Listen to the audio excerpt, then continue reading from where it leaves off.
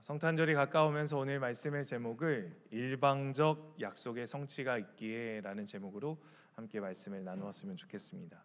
교회를 다니시는 분들은 언약이라는 단어를 정말 많이 들어보셨을 겁니다. 언약. 이 언약이라는 단어의 의미들을 좀 우리가 깊이 생각해 보려고 하는데요. 언약에는 많은 종류의 이름이 있습니다. 행위 언약, 다윗 언약, 모세 언약, 아브라함 언약, 또 새 언약, 은혜의 언약, 이런 여러 가지 이름들이 있는데 이 언약이라는 단어가 영어로는 커버넌트입니다. 이 커버넌트라는 단어는 라틴어의 두 단어가 합쳐진 뜻인데요. 함께와 오다입니다. 그러니 언약이라는 단어는 함께 오다가 배경이 되는 것이죠. 그러면 함께 오다라는 의미가 어떻게 언약이 될 수 있을까라는 것을 우리가 좀 생각해 보면 좋겠습니다.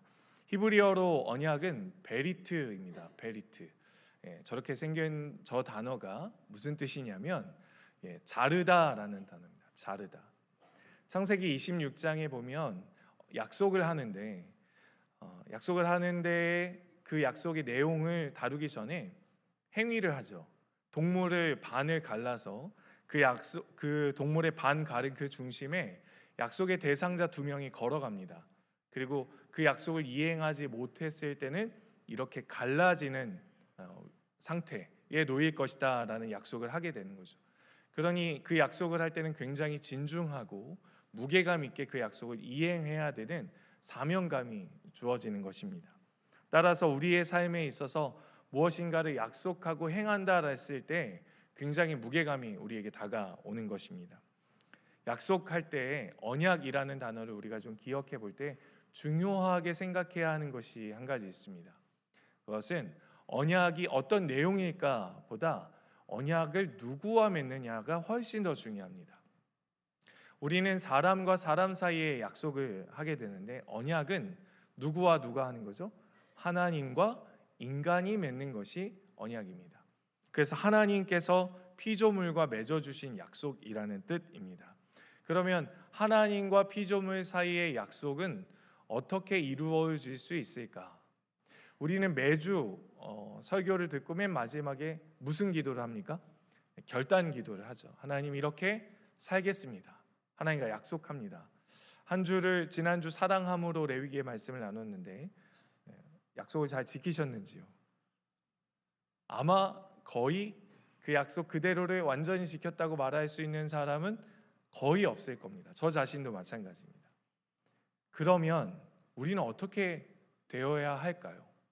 그 약속을 지키지 못한 우리는 어떤 결과를 맞이해야 할까요? 신앙생활하면서 구원이라는 것을 생각할 때 구원의 방편, 구원의 방법에 대한 집중을 할 때가 참 많이 있습니다. 그러다 보면 나타나는 결과가 있는데 지난주 우리가 결단하고 한 주를 살면서 이 자리에 돌아오면서 느껴지는 그 느낌을 지워낼 수 없습니다. 그 경험을 한 주를 실패하고 낙심하고 내 자신에게 실망하기까지 합니다. 그러면 하나님과 한 약속인데 하나님과 한 약속을 이행하지 못한 자괴감, 좌절감, 절망감이 우리의 삶에 밀려 들어오게 되는 것이죠. 그러면 무엇을 잊게 되냐면 그 순간 언약이라는 것을 잃어버리게 됩니다. 언약이 무슨 의미이기에 언약을 잃어버리게 되는 것일까요? 우리의 신앙생활을 자체를 통해서 좀 살펴보면 좋겠습니다. 구원을 방법으로 아는 것과 약속으로 구원을 아는 것은 전혀 다른 삶의 모습입니다.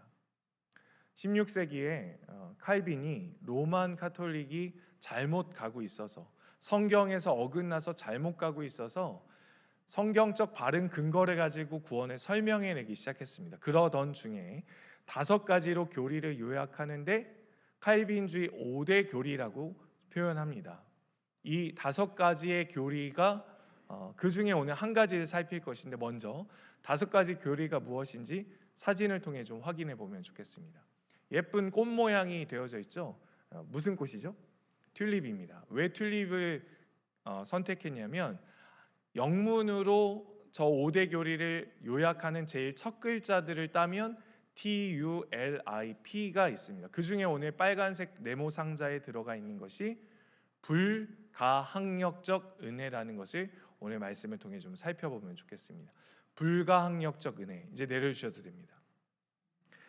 구원이라는 것, 언약이라는 것을 살필 때 불가항력적 은혜다, 칼빈이 왜 성경적 근거로 이렇게 이야기했을까요? 그것은 저항할 수 없다는 의미입니다.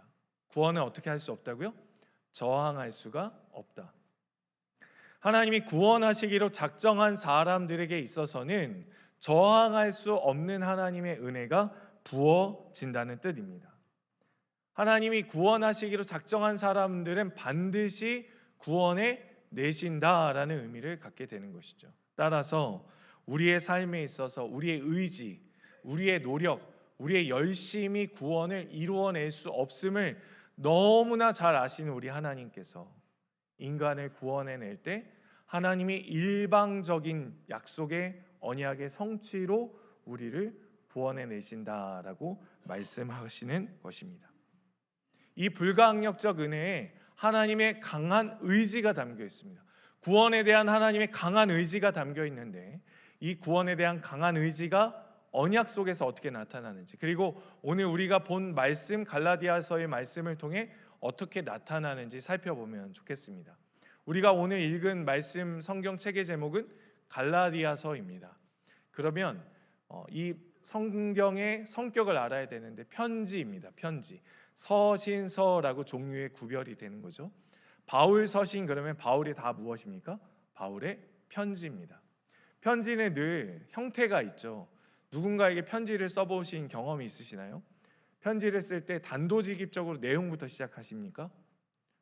아니죠. 보통 어떻게 시작하죠? 날씨가 많이 추워졌습니다. 건강하신지요?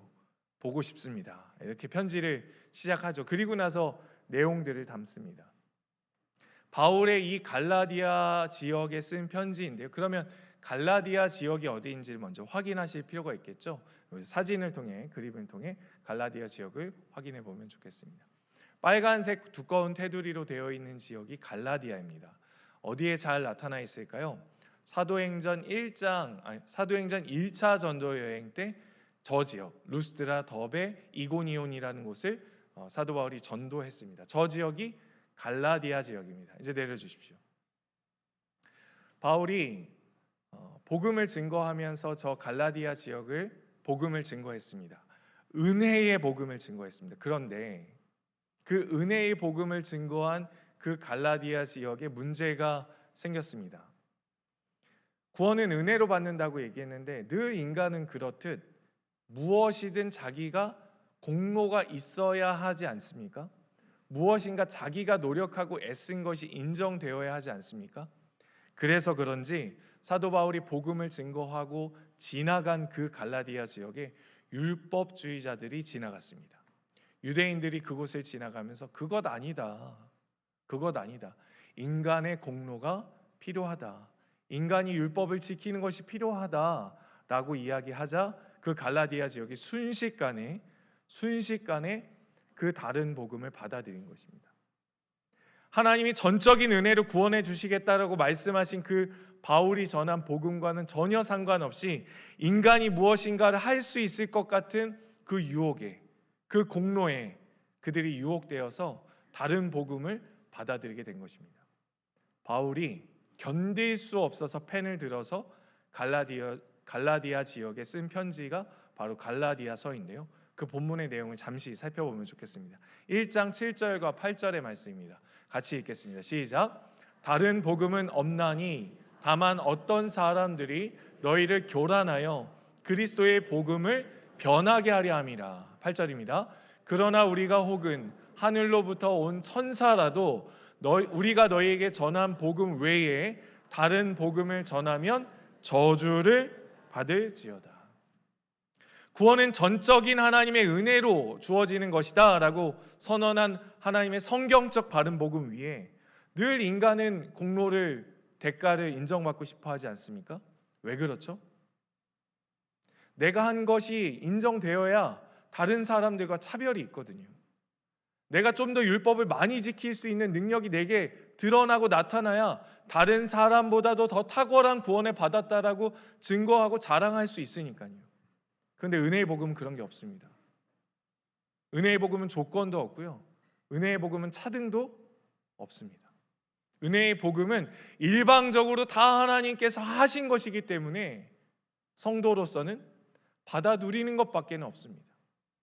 외형적 모습이 달라도, 가지고 있는 배경의 출신 배경이 달라도 하나님의 복음 앞에서는 다 똑같은 거죠. 왜냐하면 하나님의 언약은 일방적으로 이루어 주신 것이기 때문에 그렇습니다. 그 다른 복음을 받아들인 이들, 하나님과의 약속 언약을 사도 바울이 이들에게 다시 한번 강조하면서 하나님이 이 언약 속에 일방적으로 이루신 내용들을 설명하고 있습니다. 우리가 원하지도 않은 약속을 하나님이 우리와 해주셨어요. 우리가 원하지도 않은 약속의 성취를 하나님이 우리에게 성취해 주셨습니다. 뿐만 아니라 우리가 원하지도 않은 약속의 성취의 결과물까지 우리에게 주셨다는 사실, 오늘 갈라디아서의 말씀을 통해 누리고 돌아가실 수 있기를 소망합니다. 갈라디아서 4장 4절의 말씀을 같이 한번 읽어보겠습니다. 시작. 때가 참에 하나님이 그 아들을 보내사 여자에게서 나게 하시고 율법 아래에게 나게 하신 것은, 때가 참에 이렇게 기록하였죠. 시작을 때가 참에 이렇게 개정 성경은 기록되어 있지만 사실 원문 성경에는 조금 더 예배 시간에 집중하신 분은 자막을 통해서 확인하실 수 있었을 텐데, 영어 성경에는 기록이 되어져 있었죠. 저 앞에 뭐가 되어 있죠? 그러나가 성경에 적혀져 있었습니다. 영어로는 but 이렇게 되어 있었죠. 원문에는 담겨져 있습니다. 그러나 때가 참에 이렇게 되어 있습니다. 그러면 궁금해지시죠? 앞에 어떤 내용이 있었기에 사도 바울이 그러나 때가 참에 이렇게 기록했을까?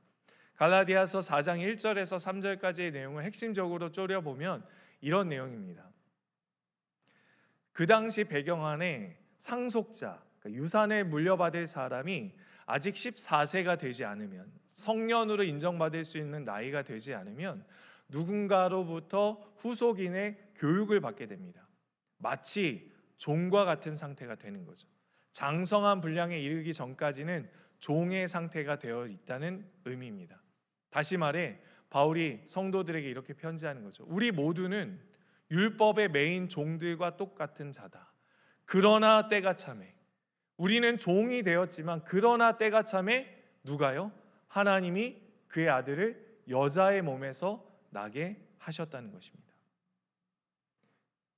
그러나 때가 참에, 저와 여러분들이 지난주에 결단하고 하나님 사랑함으로 주님 사랑합니다, 사랑하기 때문에 주님께 했던 많은 것들을 지키려 하겠습니다라고 결단했지만 지키지 못하고 또 이 자리에 오지 않았습니까? 저와 여러분들은.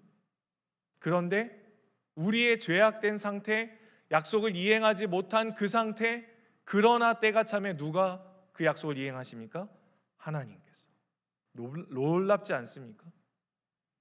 우리는 범죄했는데 우리와 하나님 사이에 약속하면 우리가 그 약속을 이행하지 못하면 그 약속이 파기되는 거고 그 약속이 이행될 수 없는 것인데, 우리는 날마다 넘어지는데 결단해도 또 그 약속을 지킬 수 없는데, 하나님은 하나님 편에서 그 약속을 때가 참에 약속을 그대로 이행하신다는 것입니다. 도저히 우리가 그 약속의 상속을 그대로 받을 수 없을 그때에도 우리의 상태와 상관없이 약속하신 상태로, 구약에 약속해 놓으신 그 상태로 아들 예수 그리스도를 여자의 몸에서 나게 하시는 것을 그대로, 율법 아래 나게 하시는 것 그대로, 신이 인간으로 태어나서 우리의 모든 죄를 말갛게 씻기신다는 약속한 그대로 우리의 상태와 상관없이 그 일을 이행하신다고 말씀하시는 것입니다. 우리가 살필 수 있는 첫 번째 핵심은요, 무엇입니까? 우리가 죄인임에도 하나님은 약속을 이행하셨다는 사실입니다. 우리가 여전히 죄짓고 사는데도 크리스마스 성탄절을 우리가 늘 기념하면서 깨닫는 것은, 해를 거듭하고 그리스도인이 됐음에도 불구하고 날마다 넘어지고 쓰러지는 내 자신의 모습을 봄에도 불구하고 그 약속을 스스로 이행해 주신 하나님의 약속의 언약의 성취를 우리는 보게 된다는 것입니다. 만약 우리의 상태 때문에 구원이 취소된다면 10번이고 100번이고 1000번이고 10,000번이고 그 약속을 이행해낼 수 없었을 것입니다. 우리의 상태 때문에 그 약속이 결정된다면 인간은 어떠한 상태죠? 인간의 마음은 늘 어떠한 상태입니까? 예레미야 17장 9절의 말씀을 통해 확인해 보면 좋겠습니다. 같이 읽겠습니다. 시작. 만물보다 거짓되고 심히 부패한 것은 마음이라 누가 능히 이를 알리움. 인간의 마음은 늘 어떻다고요? 거짓되고 부패합니다. 직분을 받아도 부패합니다. 신앙생활에 회심을 했어도 부패합니다. 마음을 도저히 컨트롤할 수 없을 정도의 상태가 우리의 마음이라는 것은 자명한 사실입니다. 그런데 만약 약속을 우리에게 맡겨두셨다면, 우리의 상태 때문에 구원을 하고 안 하고, 구원을 받고 안 받고를 우리에게 만약 맡겨두셨다면 그 약속이 견고할 수 있을까요? 그리고 우리가 구원을 확신할 수 있을까요? 그럴 수 없습니다. 그래서 하나님이 일방적으로 그 언약을 이루어 주신 것입니다. 하나님이 전지하십니다. 때문에 모르시는 게 없으시죠.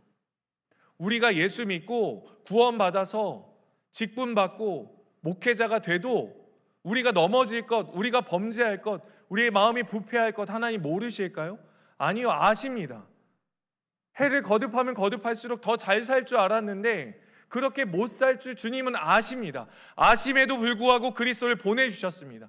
그리스도를 보내셔서 인간으로 태어나게 하셔서 그의 아들을 신이시지만 참 신이시지만 참 인간으로 태어나게 해주시는 약속의 성취를 이루어 주셔서 십자가에 매다시고 죽이시면서 우리에 대한 사랑을 확증해 주셨습니다.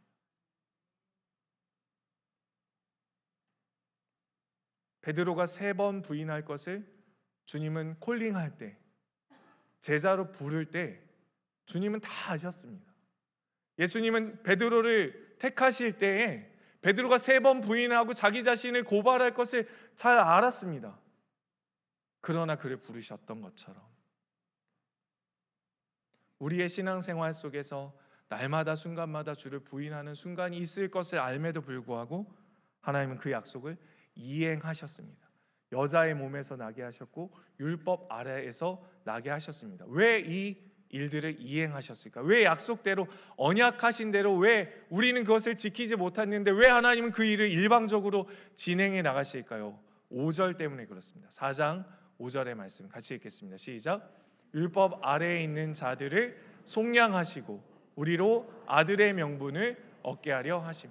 우리는 범죄했는데, 우리는 그 약속을 이행하지 못했는데 우리를 속량하시려고, 우리를 아들의 명분을 얻게 하기 위해서 하나님의 약속을 이행하셨다라고 말씀하고 있습니다. 놀랍지 않습니까? 우리는 늘 부인하는데, 우리는 그 늘 약속을 한지조차를 잊어버리는 그런 존재인데, 율법 아래에서 늘 종살이하고 있는 우리를 너무나 사랑하셔서 속량, 값을 치루어 주시는 것이죠. 죄의 값을 치루어 주신 것입니다. 그리고 우리를 종으로 살 수밖에 없는 우리를 무엇 되게 하셨다고요? 아들, 자녀 되게 하셨다라는 사실, 언약을 일방적으로 성취해 주신 이유입니다. 그런데 우리는 늘 그 사이에 인간의 공로를 끼워 넣으려고 하죠. 왜요?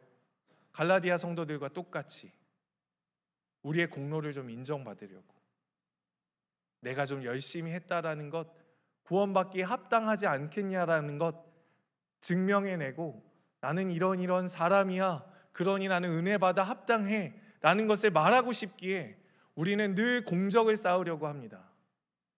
그러나 일방적 언약 성취 앞에는 그 모든 것들이 무효함을 우리는 경험하게 되는 것이죠. 하나님이 우리와 똑같이 인간과 같이 만약 같은 분이시라면, 인간과 같은 분이시라면 그 약속이 성취되었을까요? 그럴 수 없죠. 그러니 놀라운 진리가 있습니다. 이 말씀을 통해 깨닫는, 언약을 통해 깨닫는 두 번째 진리는 하나님은 사랑과 같지 않으시기 때문에 그렇습니다. 할렐루야.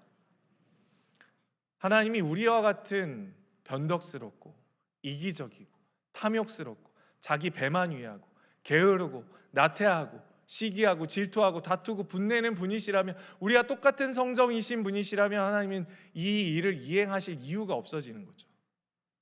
성경 안에는 하나님이 사람과 같지 않다라는 표현이 많습니다. 그런데 오늘 딱 한 구절만 살펴보면 좋겠습니다. 사무엘상 16장 7절의 말씀을 같이 읽겠습니다. 시작.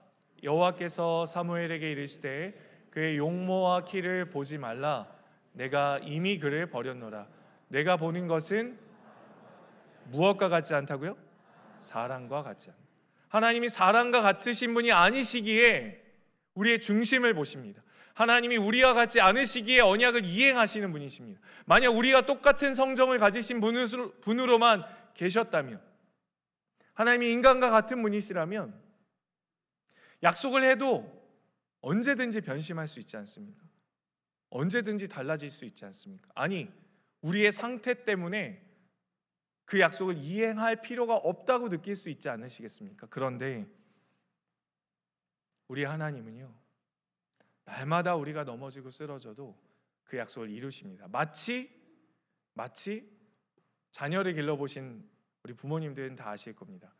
너 요번에 가나다라 다 뛰면 장난감 사줄게. 숫자 1에서 100까지 쓰면, 곱셈 다 외우면, 구구단 다 외우면, 성적 몇 등 안에 들면 내가 이걸 해줄게. 부모님들 너무나 잘 아시죠?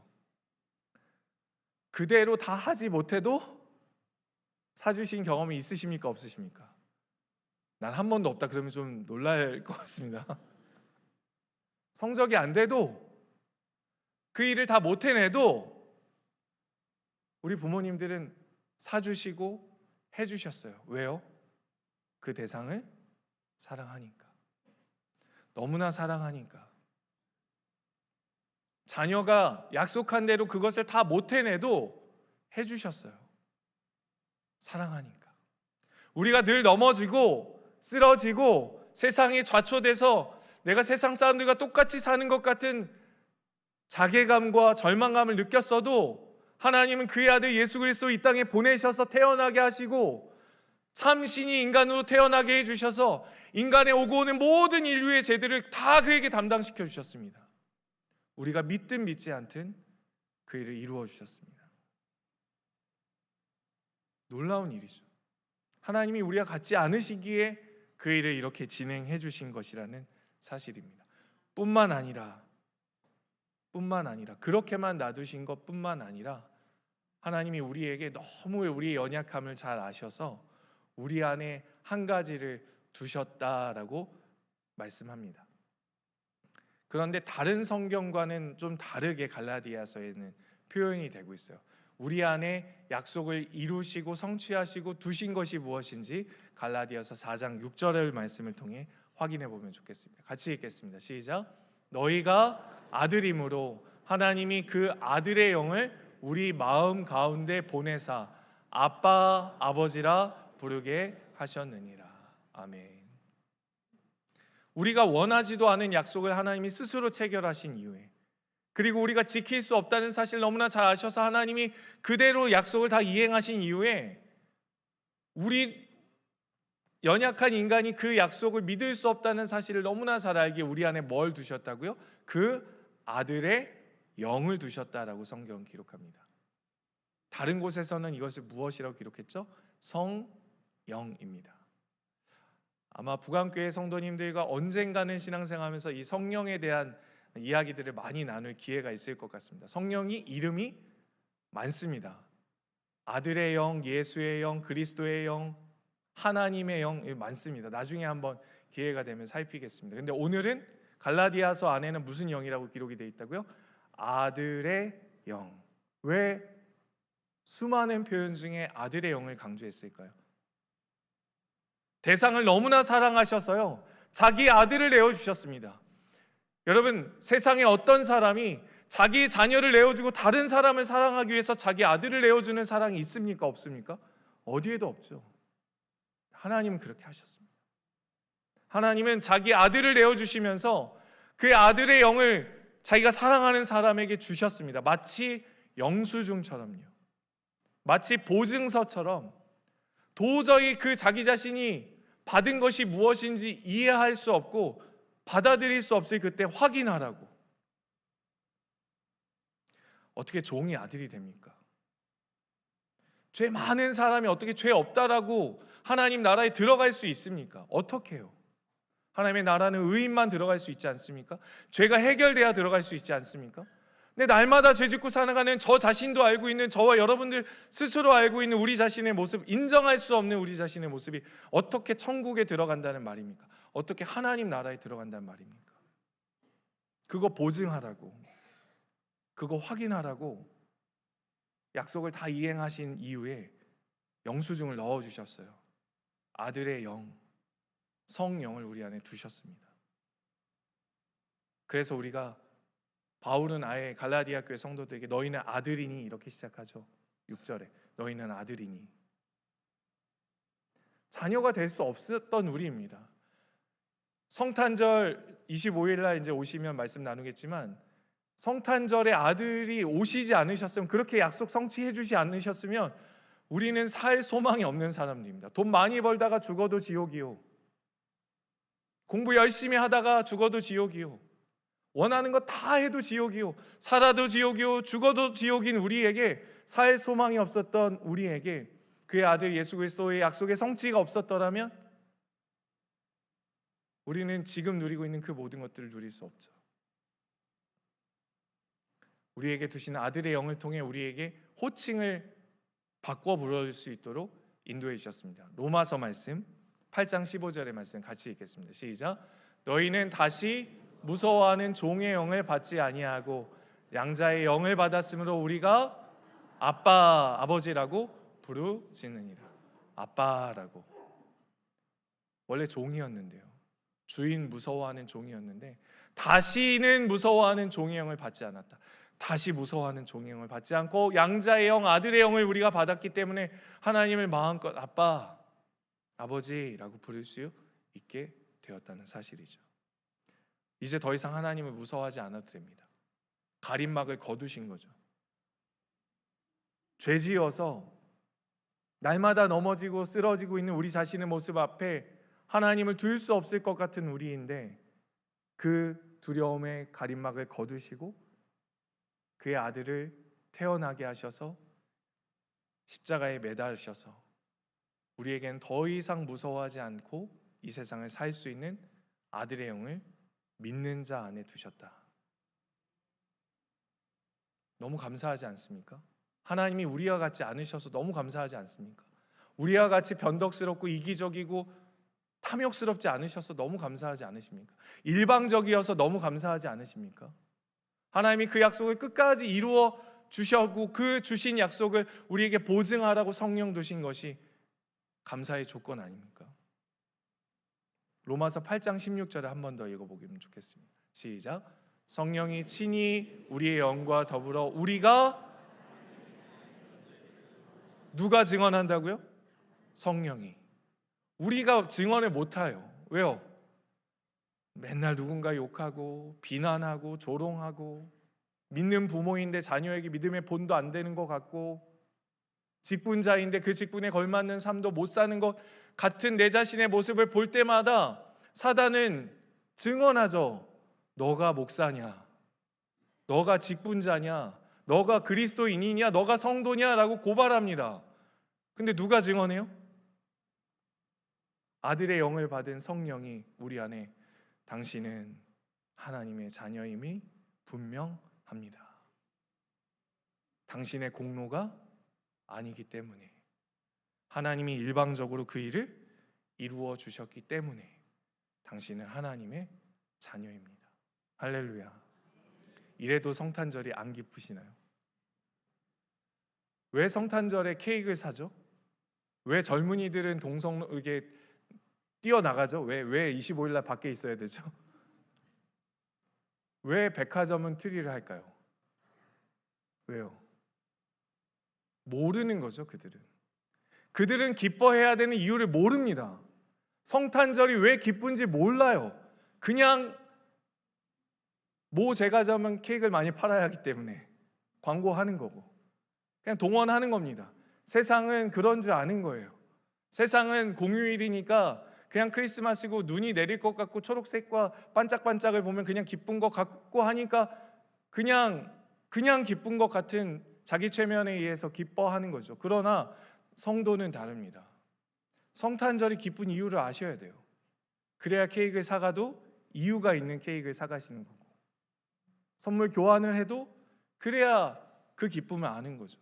그게 전혀 없이 그저 선물을 바꾸는데 왜 하는지 모르고 12월이 됐으니까 연말이니까 그냥 이거 하나 준비했어 이렇게 하시게 되는 거죠. 우리가 받은 그 아들의 영을 통해서 우리가 하나님을 향한 호칭이 달라졌습니다. 무엇이라고 한번 불러볼까요? 시작. 아빠. 네, 좀 불편하시면 아버지 이렇게 하셔도 돼요.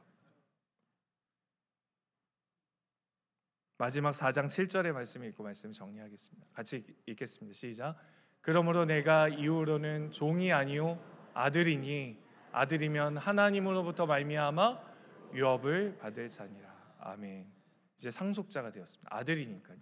아들 되었으니까 하나님의 나라의 모든 것이 다 자녀의 것이 되었습니다. 이제 누리면서 사시면 돼요. 그걸 못 누리며 살도록 유혹하는 것이 사단입니다. 영적 전쟁입니다. 여러분들과 저를 누르고 자괴감에 빠지게 하고 우리의 행동의 근거에 있어서 구원받을 수 없다고 말하는 사단의 유혹 속에 우리는 눌리는 거죠. 그걸 거두신 분이 일방적으로 언약을 성취하신 우리 하나님, 그의 아들 예수 그리스도 성령 하나님이 그 일을 이행해 주셨습니다. 말씀을 적용해 보겠습니다. 우리의 삶에 하나님께서 우리 안에 성령을 두셔서 하게 하실 수 있는, 시행하실 수 있도록 하신 것이 있습니다. 그것은 바로 일방적 사랑입니다. 일방적 사랑. 못할 것 같은데요, 하실 수 있습니다. 첫 번째 어디죠? 그 자리가 부부의 자리입니다. 부부 사이에 약속하셨죠? 뭐 하시기로요? 갑자기 아무 말씀 안 하시면 굉장히 당황스러워요. 네. 약속을 누구 앞에서 하셨죠? 하나님 앞에서 약속하셨잖아요. 근데 잘 되던가요? 잘 되지 않죠. 근데 하실 수 있어요. 누가 계시기 때문에? 우리 안에 아들의 영이 계시기 때문에. 배우자가요, 아내가요, 남편이요, 나에게 내가 기대하는 바대로 살아내지 못해도, 내 스타일대로 살지 못해도 사랑할 수 있습니다. 왜냐하면 그 사랑의 시작이 제가 아니기 때문에 그래요. 우리 자신이 되지 않기 때문에 그렇습니다.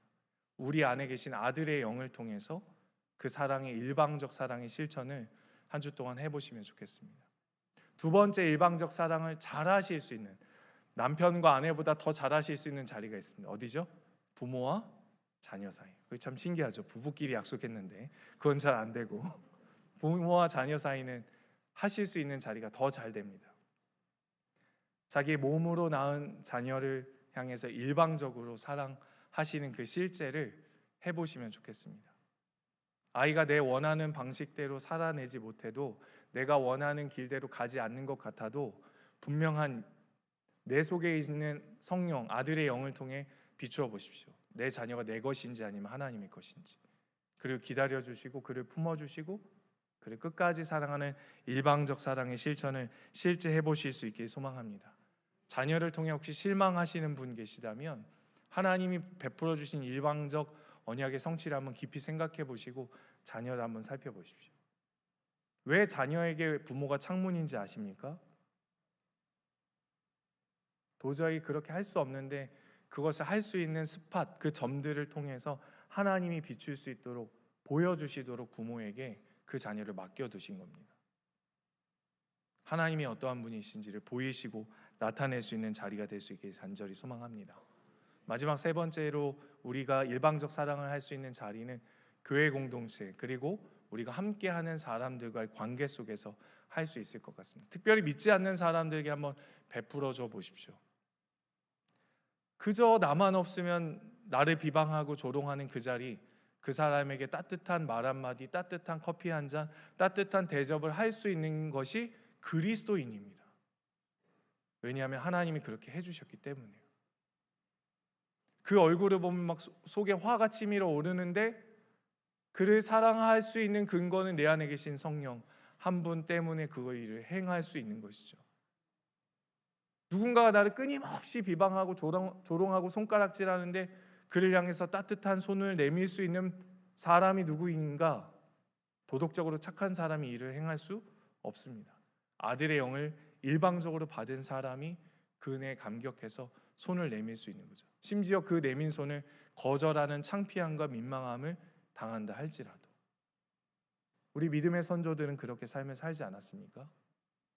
그래서 또 다른 구원받는 믿음의 사람들을 구출해내지 않았습니까? 두 번째, 일방적인 사랑을 실천할 수 있는 것은 지금이 적기인 것 같습니다. 시기가 제일 좋습니다. 추운 12월입니다.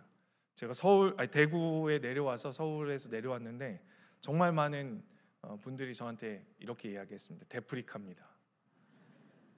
겨울에 눈이 안 옵니다. 근데 제가 내려와서 눈을 어제 보았습니다. 네. 12월입니다. 연말에 세상이 차디차게 어는 것 같아도 우리 성도님들이 성탄에 헌물을 드리면 뭔가 피드백이 없는, 반응이 없는 그곳에 우리의 마음을 보내실 수 있어요. 일방적으로. 우리 선교사님들, 사랑의 상자들, 뭔가 우리가 했다고 대가와 박수를 들을 수 있는 공간이 아닙니다. 그냥 일방적으로 보내는 거예요. 그들은 모릅니다. 누가 보냈는지, 얼마를 보냈는지, 이게 무엇인지조차도 모릅니다. 그런데 우리는 실천할 수 있죠. 하나님이 맺어주신 언약의 일방적 성취를 나눌 수 있는 자리입니다. 마지막 세 번째로, 일방적 언약의 성취를 찬양할 수 있기를 간절히 소망합니다. 성탄절 25일 날 오시면 성탄이 기쁜 이유라는 제목으로 말씀을 준비했습니다. 성탄절이 왜 기쁜지, 우리의 삶에 무엇 때문에 더 기뻐하고 감격할 수 있는지를 나누려 하는 그 자리에 온 세대, 사랑하는 자녀들과 함께, 온 세대가 함께 모여서 나가시면서 이렇게 얘기했으면 좋겠어요. 우리가 기쁜 이유 알겠지? 우리가 성탄절에 왜 케이크를 먹어야 되는지 알겠지? 왜 선물을 사서 우리가 함께 축하해야 되는지 알겠지? 라고 말할 수 있는 이유가 성탄절에 기쁨으로 하나님께 찬양 올려드리며 나아갈 수 있는 저와 여러분들 되실 수 있기를 간절히 소망합니다. 이제 함께 일어나셔서 말씀 기억하고 찬양하며 나아가겠습니다. 하나님, 한 번도 나를 실망시키신 적 없으십니다.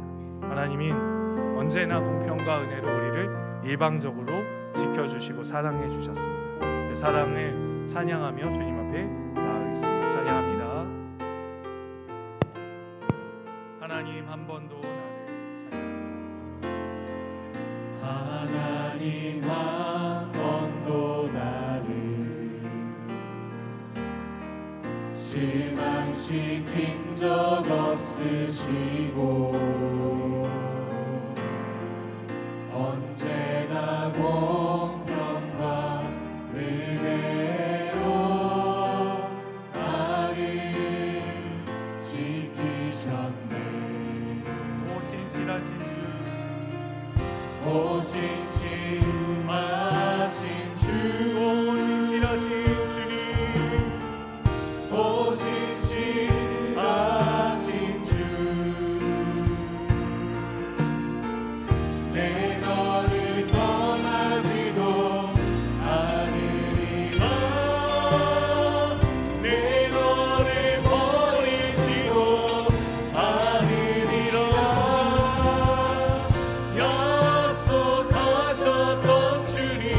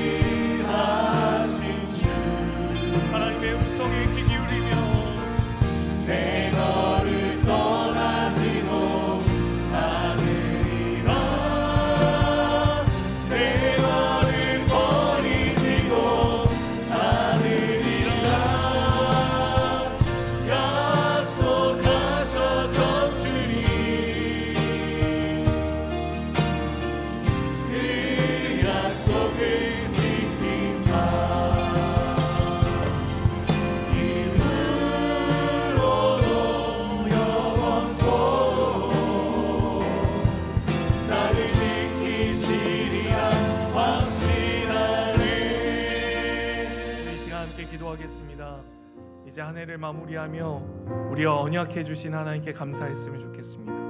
일방적 약속의 성취가 있었기에 우리의 구원이 완성될 수 있음을 감사했으면 좋겠습니다. 주님, 우리와 같지 않으심에 감사합니다. 무엇보다도 아들을 보내시고 우리 안에 아들의 영을 주셔서 감사합니다.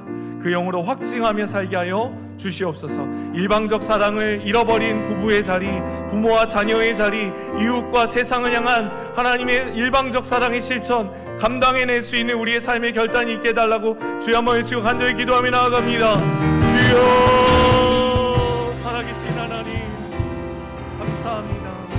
하나님의 일방적인 언약의 성취 때문에 우리가 이 자리에서 하나님의 아빠, 아버지라고 부를 수 있게 해주셨습니다. 하나님, 우리가 연약해요 쓰러지고 넘어질 수밖에 없는 그 약속을 이행할 수 없었던 우리였지만 하나님은 우리와 같지 않으셔서 그 일을 다 이루어 주셨습니다. 하나님, 우리가 부족하지만 다시 한번 부부의 자리에 서서 부모와 자녀의 자리에 서서 그 일을 이행하고 실천하려 합니다. 믿지 않는 자들과의 관계들 속에서 그 사랑의 관계를 실천해보려 합니다. 성령 하나님, 아들의 영으로 충만케 해주셔서 그 일을 이행하게 하시고 그 안에서 그 일방적 사랑이 실천되게 하여 주시옵소서. 성탄의 날 하나님의 기쁨으로 찬양할 수 있는 놀라운 은혜의 자리가 우리 안에 넘치게 하여 주시옵소서. 사랑의 하나님, 정말 감사합니다. 우리와 같지 않으셔서 감사합니다. 하나님이 그 모든 것을 일방적으로 이루어 주셨기에 우리가 이 자리에서 하나님을 아빠, 아버지라고 부를 수 있게 되었습니다. 한 주간을 뒤돌아보면 너무 연약한 나인데 하나님, 그런 나를 사랑하는 내 자녀라, 부인할 수 없는 내 자녀라고 말씀해 주시니 정말 감사합니다. 하나님, 그의 아들 예수 그리스도의 탄생의 이유 우리가 발견하며 기뻐할 수 있는 성탄절 보낼 수 있도록 역사하여 주시옵소서. 이제는 우리 주 예수 그리스도의 언약의 성취로 오신 은혜와 하나님 아버지의 크신 사랑과 성령의 우리 안에 내주하심이 22월 일방적 약속의 성취를 기쁨으로 누리기 원하는 우리 부강교회 모든 성도들 머리 위에 이제부터 영원토록 함께 있을지어다. 아멘.